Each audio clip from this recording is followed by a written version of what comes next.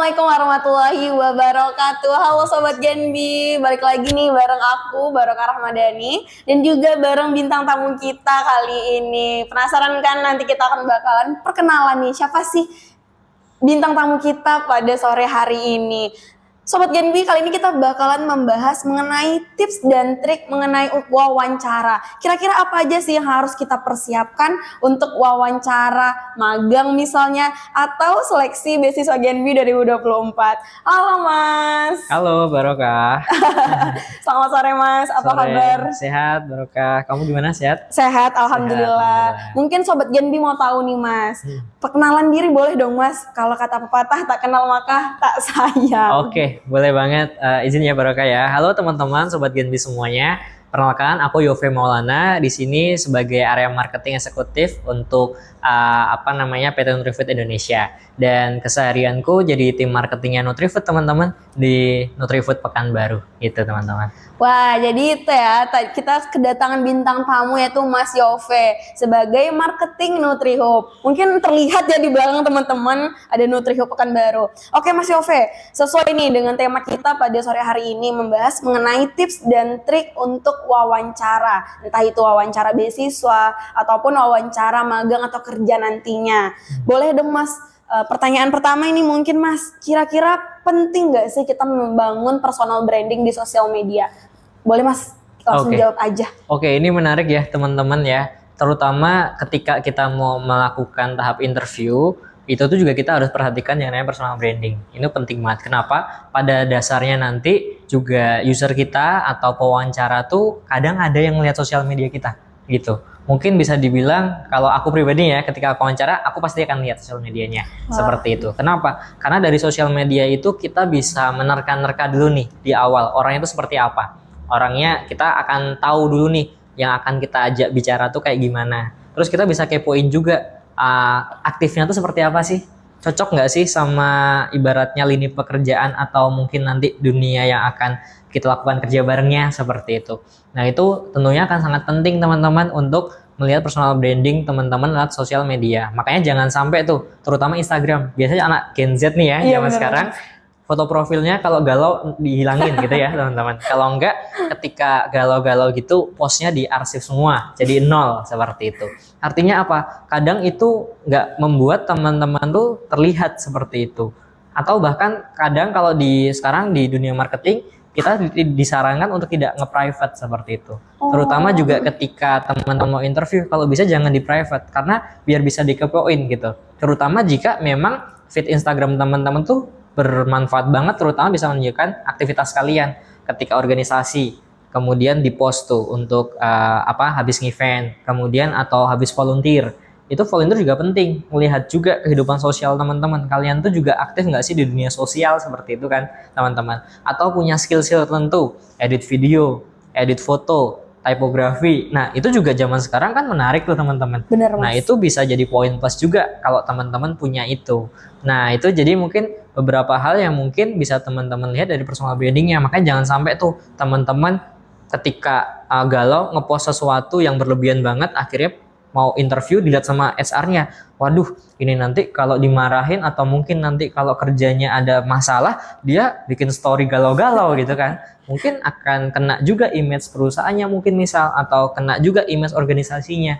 Makanya teman-teman hati-hati dan bijaklah ngepost di sosial media. Toh sekarang udah ada yang namanya second akun ya, seperti itu. Jadi teman-teman gunakan fresh akunnya dengan baik seperti itu. Apalagi sekarang ada fitur namanya highlight ya. Itu bisa untuk ngepost portofolio kalian di organisasi ini, kemudian di volunteer ini, di organisasi itu, dan macam-macam. Mungkin itu dulu deh teman-teman terkait personal branding. Semoga teman-teman bisa memperbaiki personal branding teman-teman lewat sosial media, terutama Instagram, sehingga bisa aman tuh ketika dikepoin sama pewawancaranya. Gitu ya, oke ya. Wah, keren banget. Berarti personal branding itu sangat penting ya Mas. Apalagi nih kita kalau misalnya mau melakukan sesi wawancara beasiswa ataupun pekerjaan-pekerjaan magang lainnya. Karena ya seperti Mas katakan tadi bahwasannya personal branding itu bukan semena-mena hanya pencitraan, tetapi memang mungkin bisa dituntut ya Mas untuk saat ini, apalagi kalau misalnya kita melakukan sesi wawancara. Iya, Nah lagi nih Mas,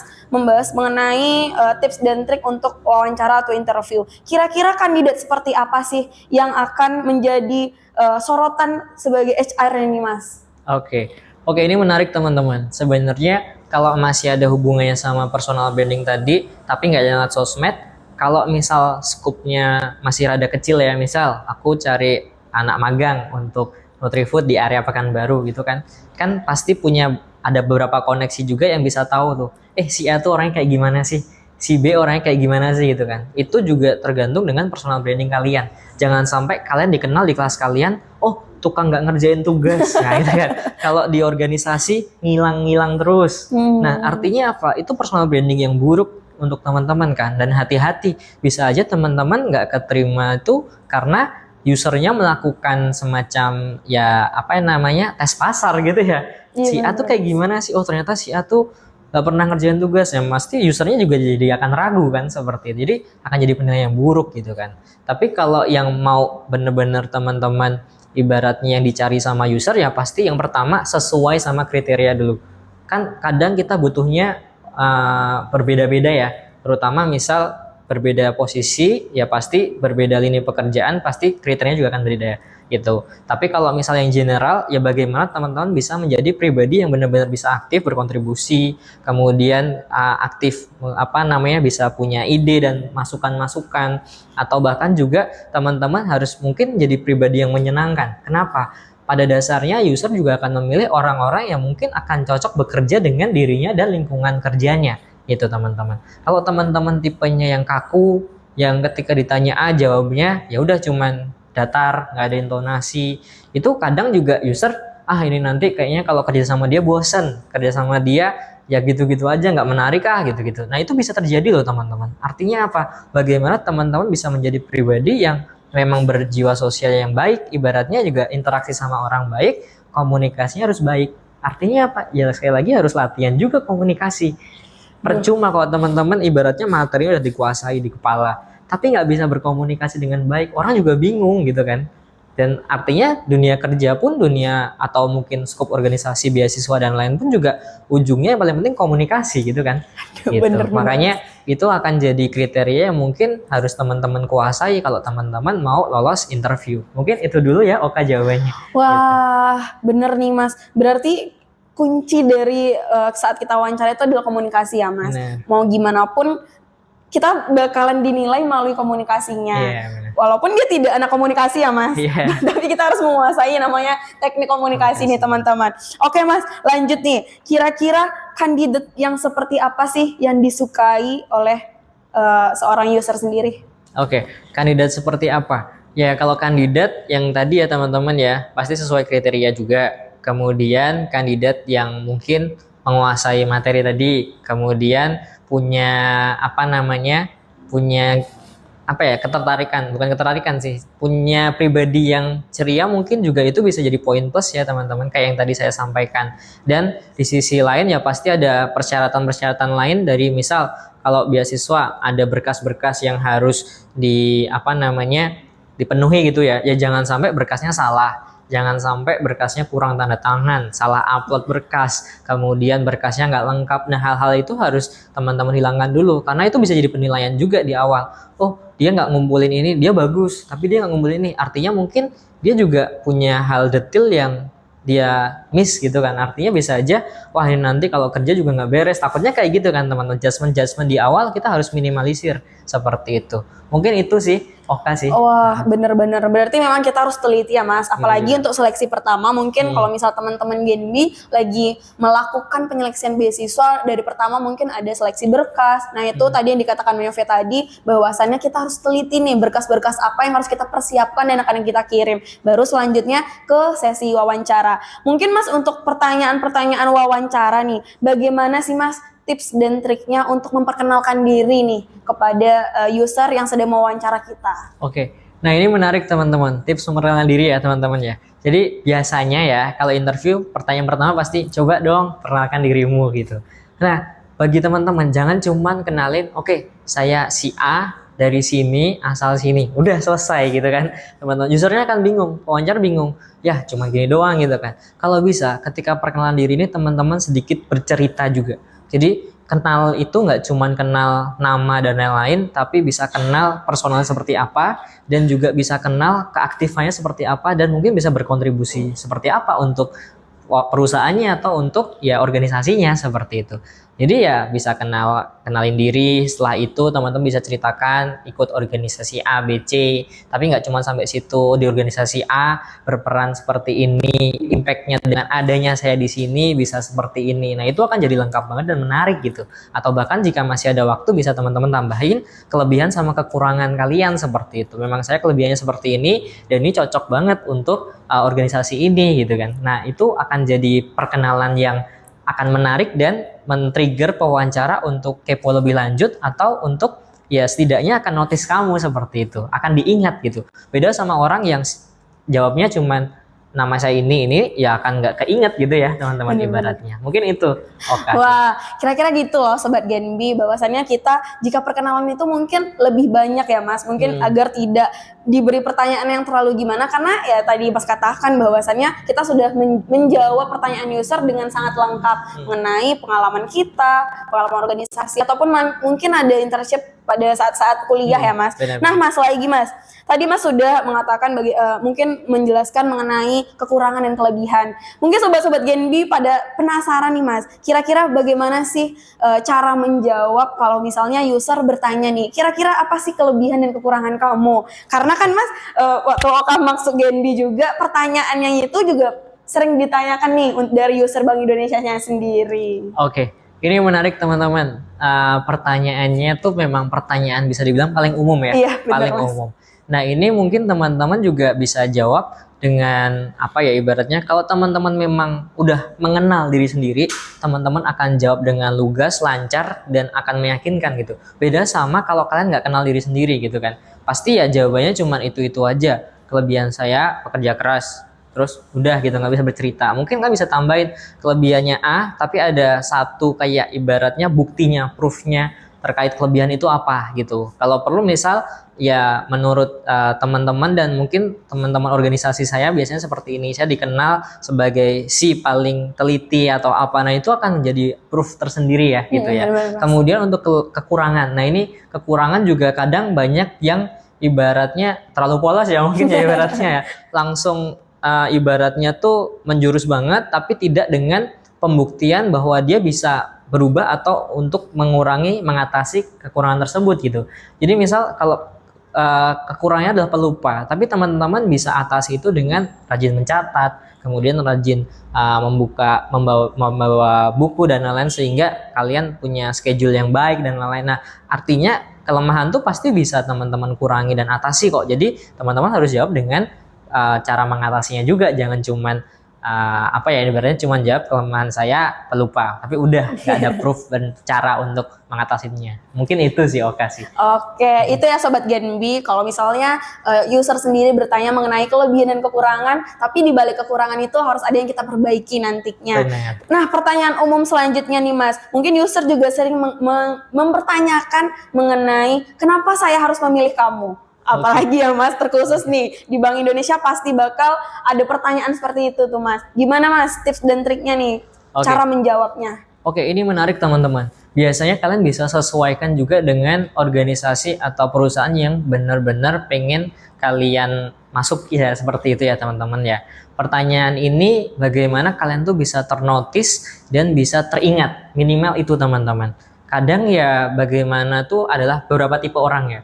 Kalau memang dia tipenya yang jiwanya tuh jiwa humoris, jiwa yang ceria yang memang bisa menghidupkan suasana, dijawab dengan sedikit humor itu enggak masalah teman-teman seperti itu. Karena akan, oh iya, dia ibaratnya, tapi kamu harus punya kualifikasi yang bagus dulu ya ibaratnya. Artinya ada satu speciality itu ibaratnya.